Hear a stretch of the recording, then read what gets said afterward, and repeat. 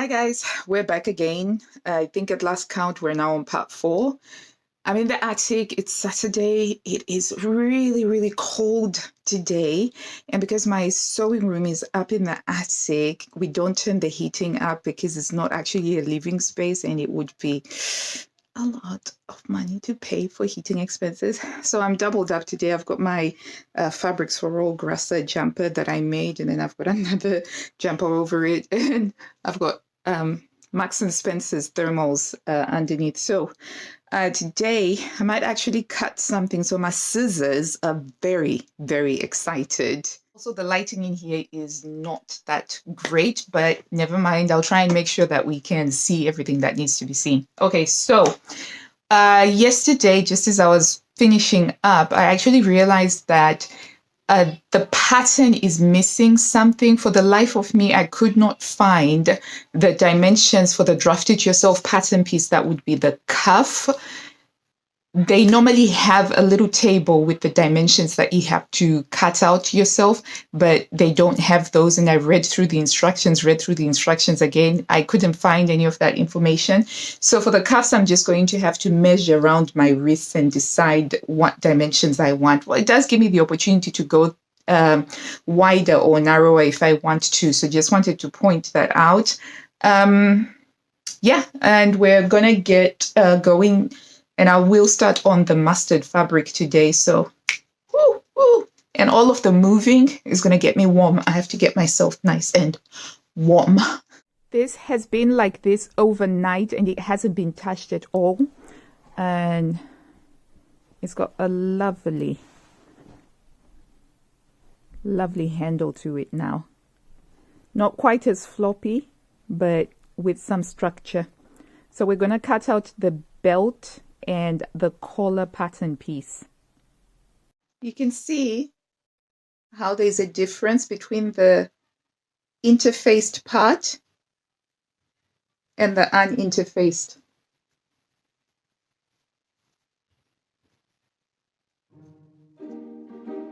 It's very subtle, but it's there.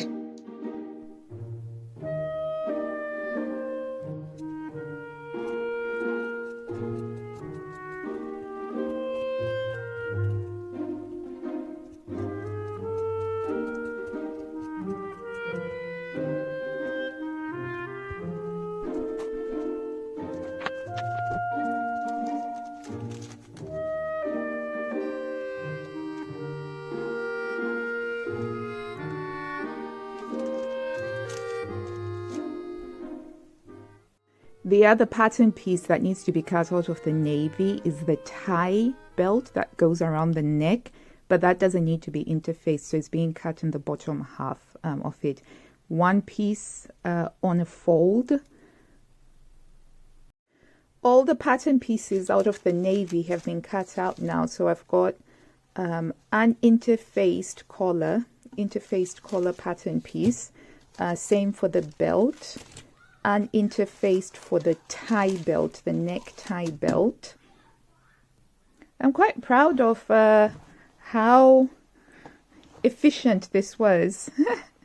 So as you can see there isn't a lot left. I got half a meter of this, even though the magazine had said on the instructions that I needed 1.5 meters of this contrasting fabric. And that was because they were cutting this along the straight grain. So this line is supposed to go down the straight grain. But I was just like, nope, I'm not doing that. I cut it on the cross grain and I'm not interfacing it. And my fabric has got the drape for it. So very, very efficient. I'm going to save these little bits of fabric because I have an idea of potentially using some fabric covered buttons and doing something with this. Up next, I need to do a bit of block interfacing so that I can cut out the button placket and also enough block interfacing for my cuff. Actually, I'm not going to do that now. I'm actually going to leave the cutting out of this after I've cut out all of the main pieces that I need, and I can use the scrap bits to interface and then cut this one out. That's just to protect me in case I make any mistakes with cutting out, though that's unlikely. Okay, up next I'm going to cut out the 4 pocket pattern pieces, and I'm using this Cupro lining, which I absolutely love. It's nice and it's lightweight. It's slippery, so the pockets, because they are welt pockets at the front of the skirt, I don't want a fabric that sort of like catches onto the crepe itself. And I'm also going to use this fabric as a half lining for the skirt. I have to mark the placement line. I've given myself a little bit extra fabric because I found that when I'm doing welt pockets, it's very helpful to have more fabric to play around with that you can then cut off once you're done, especially with fabric that might be a bit slippy like this. So I've just pinned my pins in there, and I'm going to use my Frixion erasable marker. So this one's a ballpoint, it's a fine point. I'll mark the dots and then I'll draw the straight line across.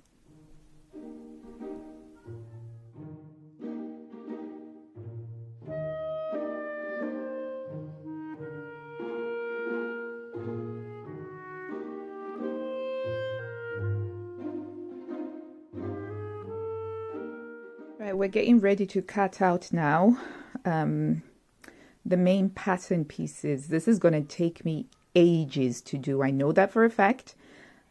So I'm just going to jump straight into it. Although I don't have a lot of time. My kids come off of their Zoom classes in another 20 minutes. So I don't think I'm going to be able to cut everything out in 20 minutes. But I'll give it my best shot whilst also being careful. Separately, this is a Burda vintage pattern from 1976. I cannot wait to show you guys. This is so gorgeous. This is a Tana lawn. It's a store's Tana lawn mixed in with a Liberty lawn. And it's a 1976 original. I have it hanging up there because it cheers me up so much. I just love it. Look at that. And this was a charity shop find. It's a really beautiful trench coat in really good condition. I got this for 50p, believe it or not. But it just needs to be fixed, and this is the reason why the person threw it out. And it's the perfect size. It fits me as if it was tailored for me. So it's just waiting for me to sew it up. And I'm going to put in some patches of stuff just to make it pop. But yeah, a little side diversion there for you. Enough procrastinating. Let's get back to cutting.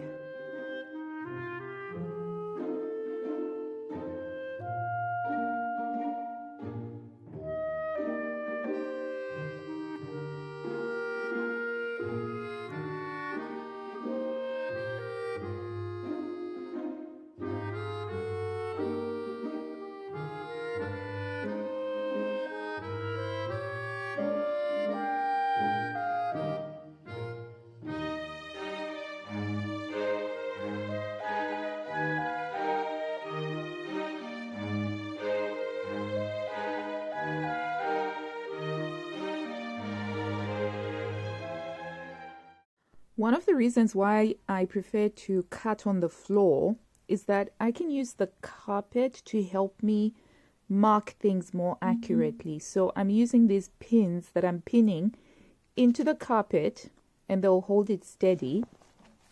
And I'll use my Frixion pen to mark the points that I need to mark, and they'll be incredibly accurate because the fabric is anchored down with my pattern weights, aka seaside rocks, and then I'll be able to do the marking that I need. So this skirt front is very simple. It's the pocket placement lines and the pleats, remembering the direction of the pleats. The back sewing pattern piece is a little bit more tricky. So we've got a center front here. We've got the placement lines for the pleats, and these need to be marked accurately.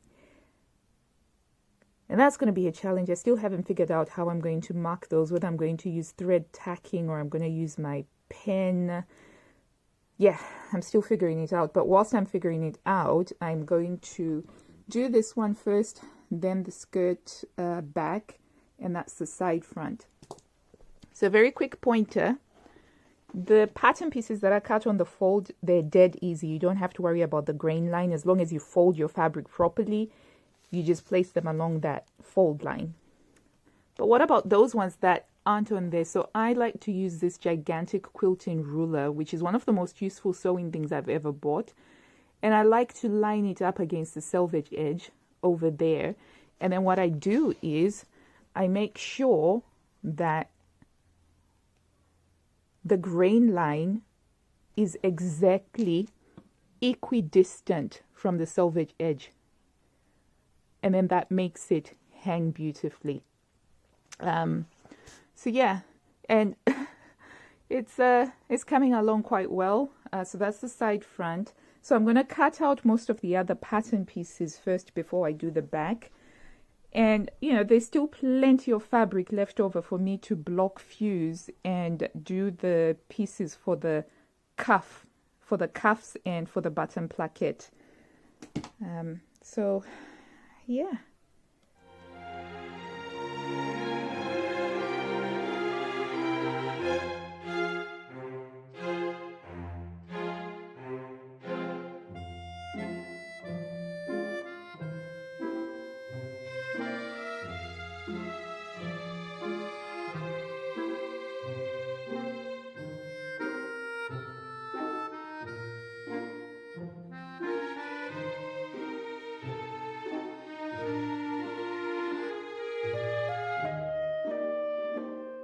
I just managed to cut out the skirt front before the kids finished and I have to go back, but I've made the pocket placement line and I've got my pleats marked out with the arrows to show the direction in which to fold them, because that's really quite important basically. So yeah, we'll have to pick this up later. I'm going to have to call it quits now. I've just spent the last few hours doing things with the kids, and now I have to get on with doing the apples, making the apple purees and making the mincemeat, and also getting the apples ready for making a fruitcake, our Christmas fruitcake tomorrow.